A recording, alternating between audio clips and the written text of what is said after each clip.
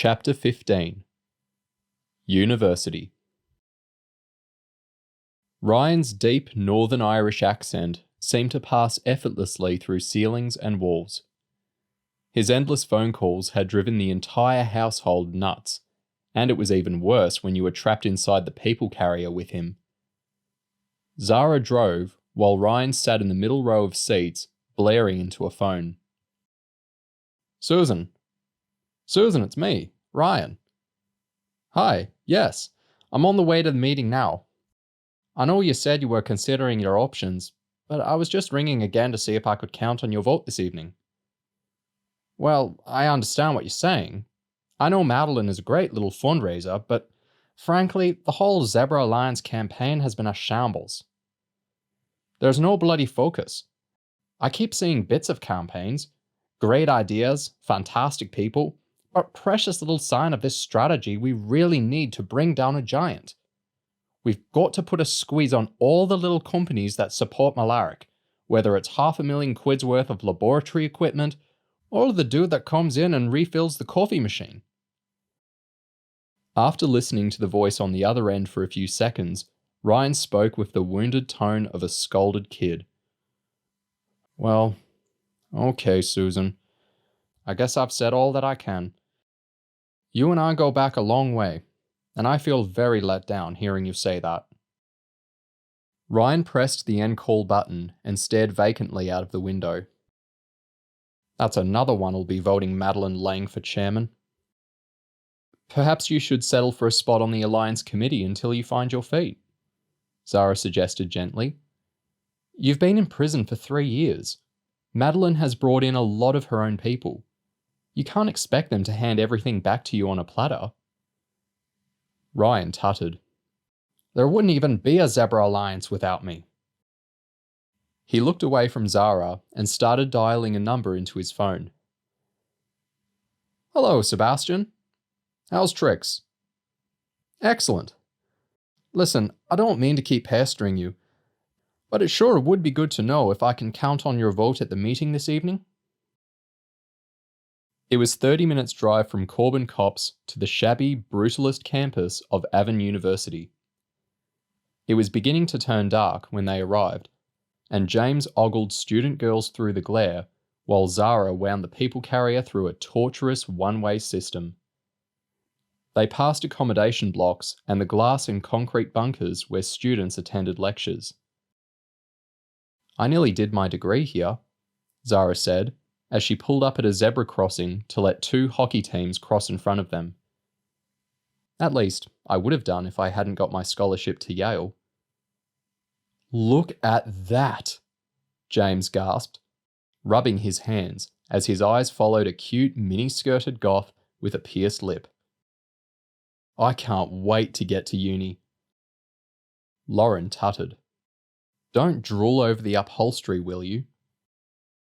James didn't answer back because Kyle's mobile gave a triumphant blast, indicating that he'd received a text. Is it Tom? James asked. Yeah, finally, Kyle said, before bursting out laughing. He said he'll meet us up by the bar at the Zebra Fundraiser. Apparently, Viv's up before the committee for setting off the firecrackers. What's funny about that? James asked. They should kick Viv out. That basket case nearly got me blown up. I know, Kyle said, still giggling. That's not what I'm laughing at. James reached over to grab Kyle's phone, but Kyle snatched it out of his reach. Private, Kyle said firmly. Hands off. James looked upset. You'd better not be taking the piss out of me. Oh, listen to that ego, Kyle tutted as he typed out his reply to Tom. The entire world doesn't revolve around you, you know. It took another couple of minutes to reach the car park at the rear of the refectory building. This large structure was the social hub of the university, with 5 restaurants, several bars, a nightclub, and more than a dozen meeting rooms spread over 5 floors.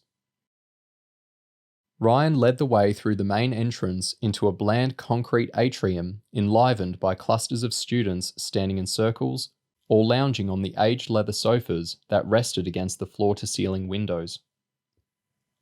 One wall carried a notice board. It was 20 metres long, and every centimetre was plastered several layers deep with notices. They advertised everything from second-hand bicycles to meetings of the Young Conservative Association. It took half a minute to pick out a Zebra Alliance poster promoting the regular Wednesday fundraiser and directing guests to the Purcell room on the second floor. In big letters at the bottom, it said, "Admission £1. All drinks buy one, get one free until 9 p.m. How can they raise money if they're giving drinks away? Lauren asked as they set off up the stairs.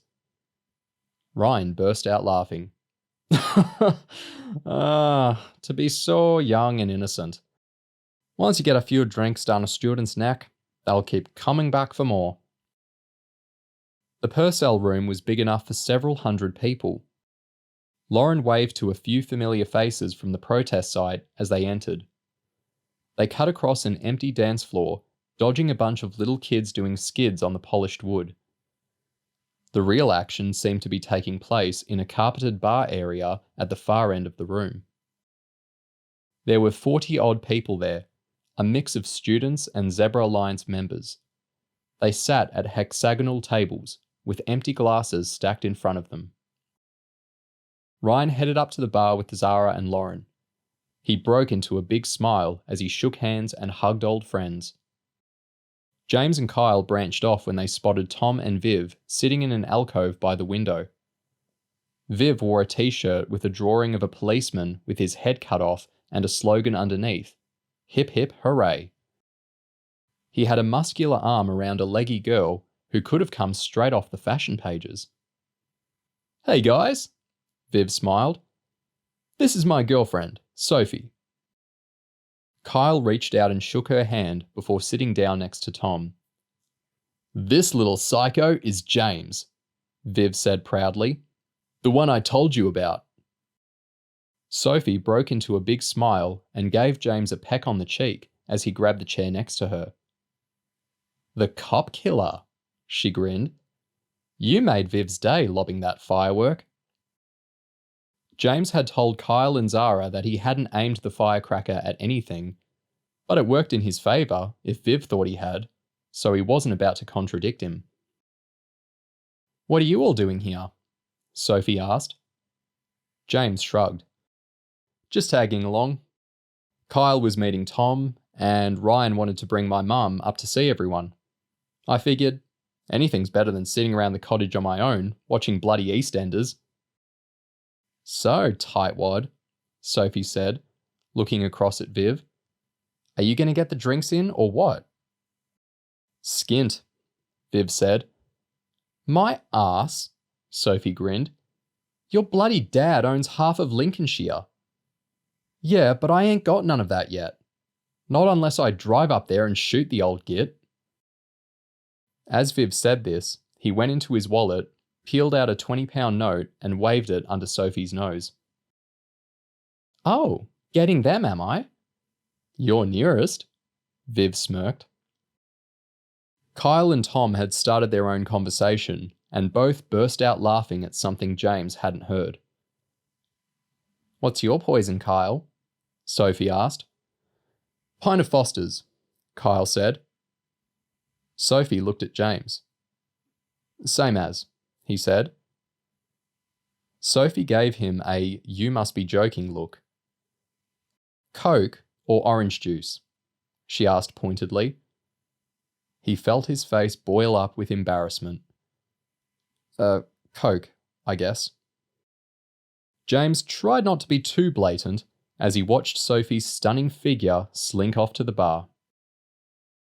Kyle looked over at Viv. "So what's going on with you and the committee?" "Spineless tits," Viv sneered. "They're going to kick me out. But I'm not losing any sleep. The only reason I'm going to the meeting is so I can personally tell them where they can shove their pathetic bloody alliance." "So what will you do?" Kyle asked. Give up campaigning for animal rights? Viv smirked. No way, man.